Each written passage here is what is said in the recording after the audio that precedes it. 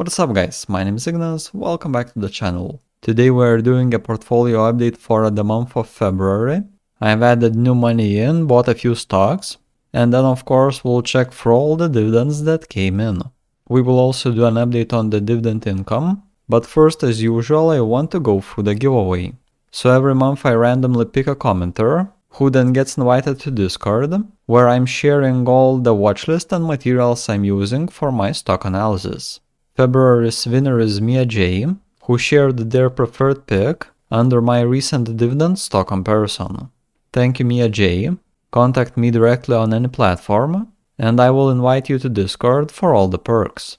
Now if you would be also interested in participating in this monthly giveaway, all you have to do is comment under any of my recent videos. Every month I randomly pick a commenter, who then gets access to all these membership perks free of charge. Otherwise you can of course support the channel by going the standard route and becoming a member the old-fashioned way. But enough of this, let's start with the portfolio update. So we are now in Revolut and this is here the transaction history. We'll go through all the things that happened in the month of February. So on the first there was this Revolut custody fee that we had to pay at 82 cents. And then we funded the account with $500 new. So with this new money, the first add was $260 into AMGN, ticker symbol AMGN, where I got 1.067 of a share at $243.71 per share. And then another buy was $300 into Kimberly-Clark, ticker symbol KMB, increasing my staples exposure with 2.29 of a share at $130.06 per share. So these were the buys for the month. We'll check on how they are performing in the portfolio tracker later on. But now let us get to the good stuff, and these are dividends. So February 2nd, communication services paid. First one was Verizon, ticker symbol VZ with $1.30. And then AT&T, ticker symbol T with $1.04. Then February 9th we had consumer discretionary Lowe's, ticker symbol LOW with $1.38. February 10th, 61 cents from Financials, MasterCard, ticker symbol MA. Then February 17th, dividend from ASML, 65 cents. A larger dividend on February 21st, Industrial's name Caterpillar, ticker symbol CAT, $1.42. And then the last dividend for the month were two in the same day. So on 27th, a bank Citigroup, ticker symbol C paid, $1.38. And then consumer discretionary Starbucks, ticker symbol SBUX, $2.32. So these were all the additions and dividends for this month. And now let us go to our portfolio tracker in Google Sheets, where we'll check on the progress and performance a bit further. So first I would like to check the progress in dividends. I have them all summed up for the month of February, and that came in at $10.10. So it's not that much of a change from the same month in the previous quarter, where in November we had $9.96, still a small increase, but if we compare it to last year's February, the number was at $2.96, so it is more than a 3x increase, plus 241.2% year over year. That is smaller growth than we saw for January, but an increase nevertheless, and it's also a second month in a row where the dividends came in at over $10 per month. If this continues, and it should, we are looking to get at least $10 each month of this year, meaning that we'll sum up to at least $120, which is 50% more than we saw for last year. Now I would like to also check into the expected income. So the portfolio should now be bringing $203.02 in dividend income annually, which is $16.92 every month. It's not a huge number by itself, but let's check what monthly expenses could we cover with it.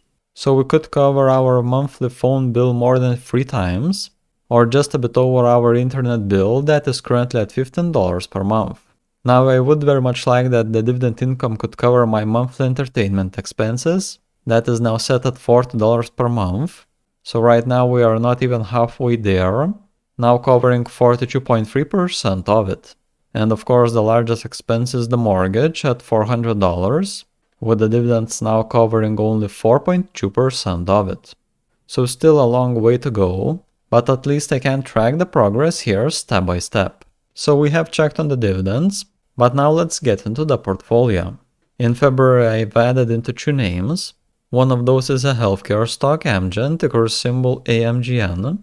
I already had a position in it from last year, but increased exposure, so now I'm holding 1.688 of a share and have overall added $400 in. Currently the position is a bit lower at $389.17, so I'm down for $10.83 here, minus 2.71%. Right now AMGN takes 4.45% of my whole portfolio, and that is one of the larger healthcare positions at 26.7% for this sector. Right now we have AMGN's dividend yield at 3.77%, and since I've overpaid for the stock by just a bit, my yield on cost is at 3.6%, and this position should be bringing $14.38 in dividends on an annual basis. In February, I also added a new position for the portfolio, that is for more consumer staples exposure, Kimberly-Clark, ticker symbol KMB. I'm now holding 2.298 of a share, overall added $300 in, though the stock was going lower for the month. Now the position is worth $281.88, so I'm down for $18.12 on it, minus 6.04%.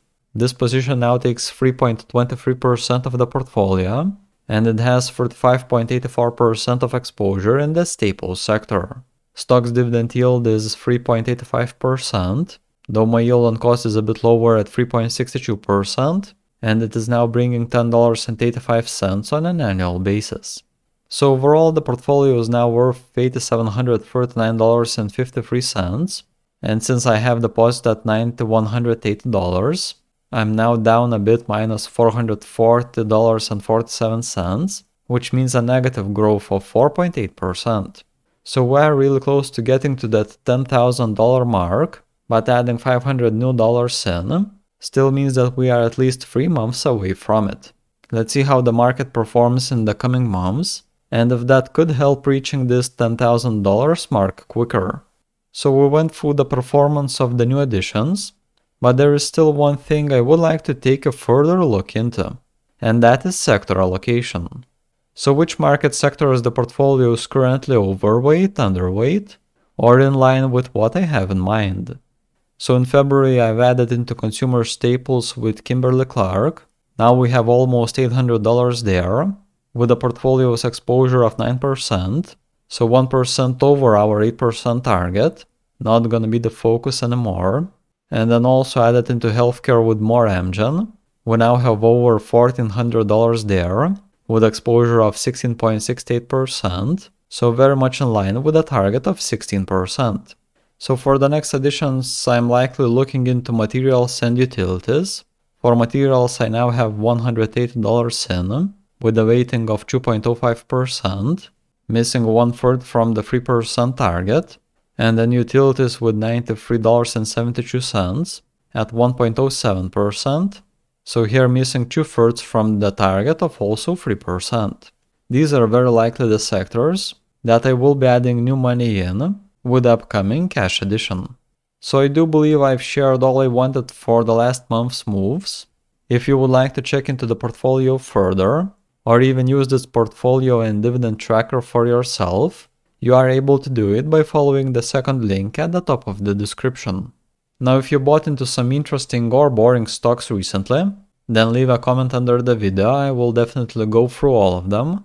Also don't forget to support the channel and leave a thumbs up under the video.